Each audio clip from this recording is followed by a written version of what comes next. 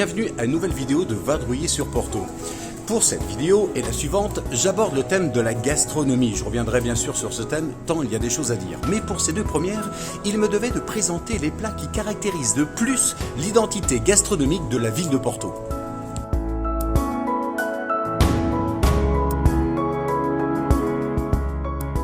Au Portugal, du nord au sud, ce sont 570 km de traditions, de coutumes, d'histoires, d'anecdotes, de paysages et d'une gastronomie riche, variée, élégante, parfois même surprenante.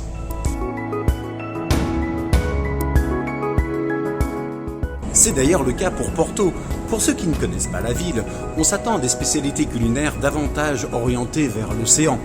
Et c'est pas faux, mais le premier plat le plus représentatif de la ville de Porto sont les tripes à la mode de Porto. Oui, vous avez bien entendu, des tripes.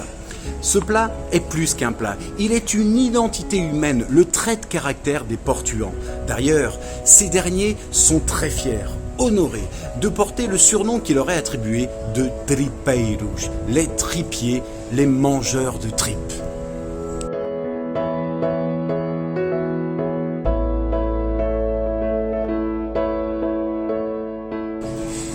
Un tel plat aussi singulier doit avoir une explication. C'est un mélange de faits historiques bien réels et de légendes. Je vais vous la raconter.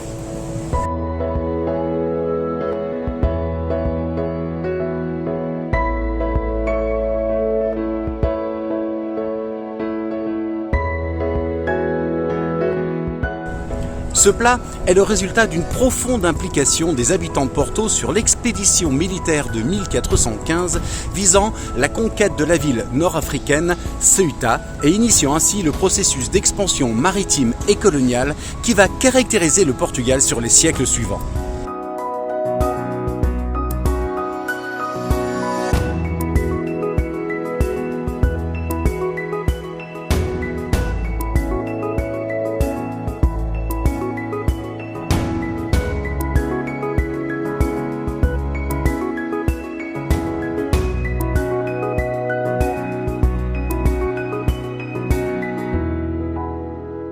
À ce moment-là, le roi est Jean Ier, monarque d'un royaume qui sort de plusieurs crises, notamment sanitaires avec la peste noire de la moitié du XIVe siècle, qui va engendrer une crise démographique, sociale, économique.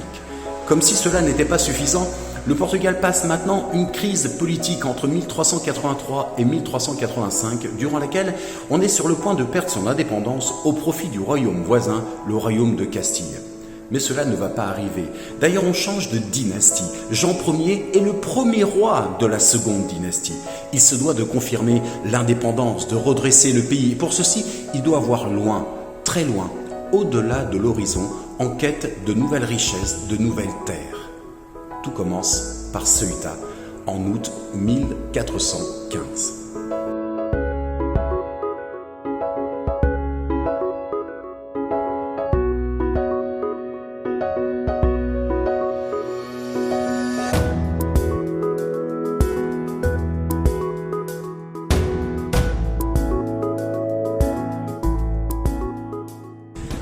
Il demande alors à deux de ses enfants d'organiser cette armée capable de relever un tel défi.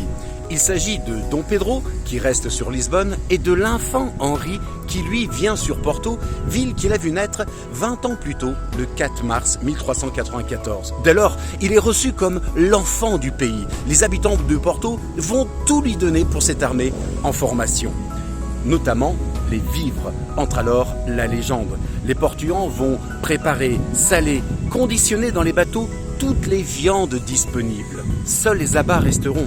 Pour ne pas les jeter, ils seront cuisinés. Les tripes à la mode de Porto viennent de naître. Cette œuvre évoque précisément ce fait historique et la légende. Les hommes qui offrent leur savoir-faire, les hommes, les embarcations. Et derrière, comme si c'était un petit peu en coulisses, les Portuans qui donnent l'animal. On le retrouve ici éventré, symbolisant les tripes qui sont recueillies.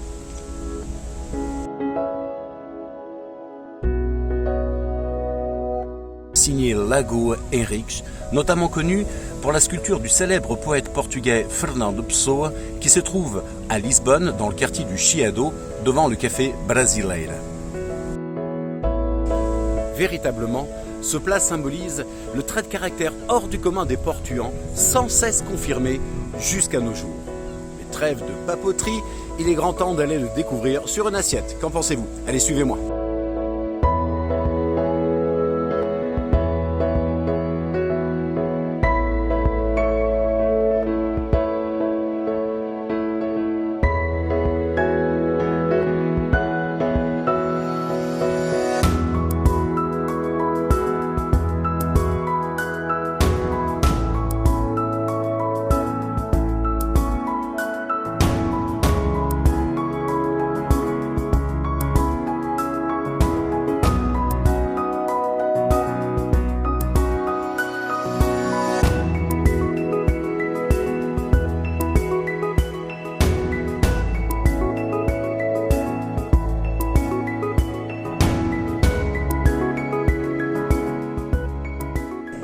Franchement, c'est très bon. Je sais que par expérience que tripes, souvent ça repousse, on dit oh là là des tripes, non c'est pas pour moi, etc. Finalement, on ne sent pas vraiment le goût de la tripe.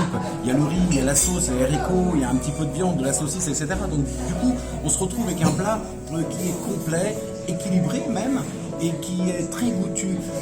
Et surtout, c'est le plat le plus représentatif des gens de Porto, donc il faut le goûter. C'est un incontournable ici à Porto, si on veut comprendre l'âme, les tripes des gens de Porto.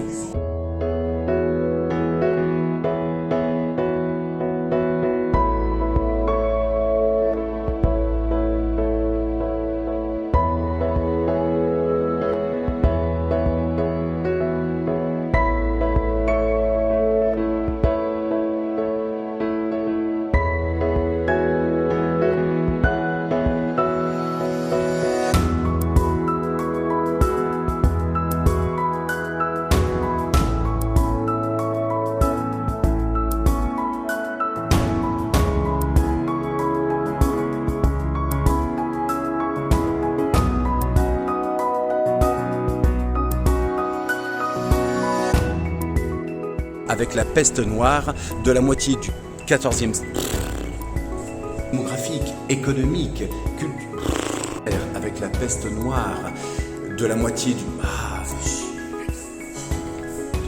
vadrouiller sur Porto. Pour cette vidéo et la suivante, bienvenue à une nouvelle vidéo de vadrouiller sur Porto. Ce plat est le résultat du premier monarque d'un royaume qui sort